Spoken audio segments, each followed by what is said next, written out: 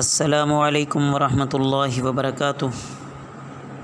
بسم اللہ الرحمن الرحیم۔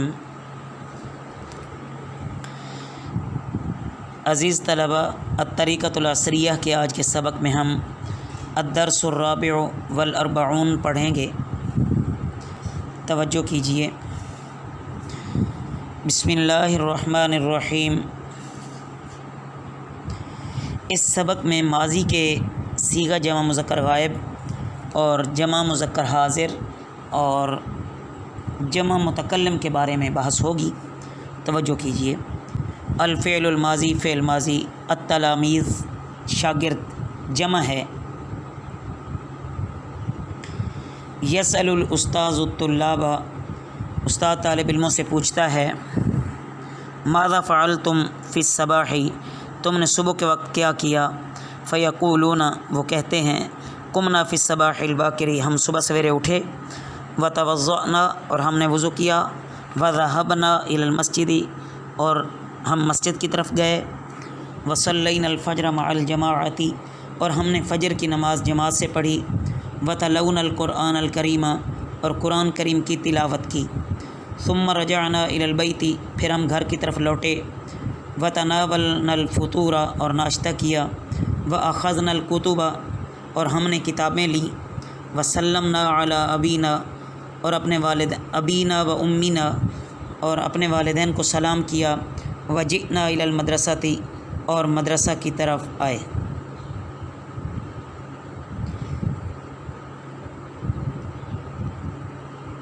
سوال جواب۔ سوال میں جمع مذکر حاضر پوچھا جائے گا، اس کا صیغہ استعمال ہوگا، اور جواب میں جمع متکلم کا صیغہ استعمال ہوگا۔ دیکھیے۔ ایھا الطلاب، اے طالب علمو، متی قمتم، تم کب اٹھے؟ قمنا عند اذان الفجر، ہم فجر کی اذان کے وقت اٹھے۔ این صلیتم، تم نے کہاں نماز پڑھی؟ صلینا مع الجماعۃ، ہم نے جماعت سے نماز پڑھی۔ حل قرأتم القرآن الکریم، کیا تم نے قرآن کریم پڑھا؟ نعم قرأنا القرآن الکریم، جی ہاں ہم نے قرآن کریم پڑھا۔ ماذا شربتم فی الفطور، تم نے ناشتے میں کیا پیا؟ شربنا لبنا، ہم نے ناشتے میں دودھ پیا، ہم نے دودھ پیا۔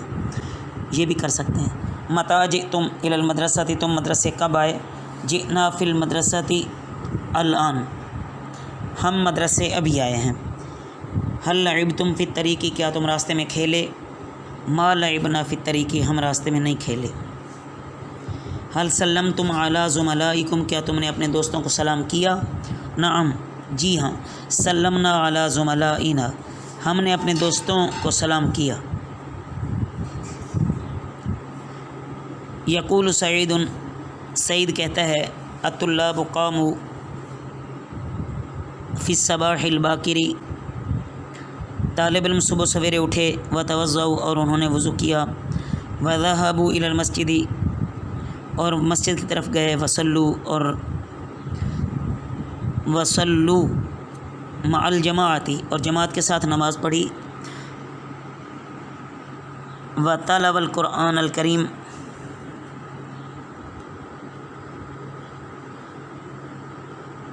اور وتلوا القرآن الکریم، اور قرآن کریم کی تلاوت کی، ثم رجعوا الی البیت، پھر گھر کی طرف لوٹے، وتناولوا الفطور، اور ناشتہ کیا، واخذوا الکتب، اور کتابیں لیں، وجاءوا الی المدرسۃ، اور مدرسے کی طرف آئے۔ اس کے بعد عزیز طلبہ آگے تمرین ہے، یعنی مشق۔ الطلاب لعبوا فی المیدان، یہ ہے اردو میں ترجمہ کرنا ہے پہلے سوال کا۔ طالب علم میدان میں کھیلے۔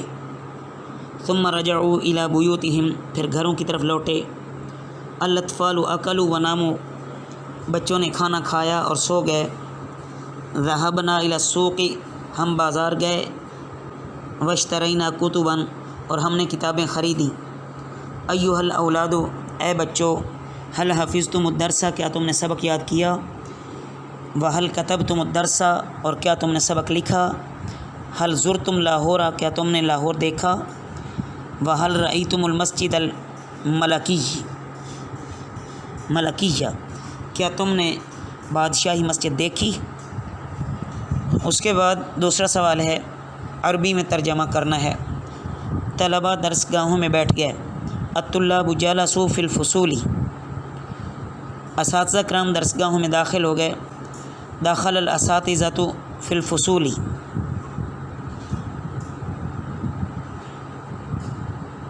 لوگ ریل گاڑی میں سوار ہو گئے، رکب الناس فی القطار، ہم نے جمعہ کا خطبہ سنا، سمعنا خطبۃ الجمعۃ، اور جمعہ کی نماز ادا کی، وصلینا الجمعۃ، لڑکوں کیا تم نے سمندر دیکھا ہے؟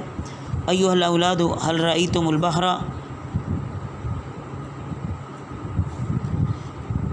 کیا تم نے بحری جہاز میں سفر کیا ہے؟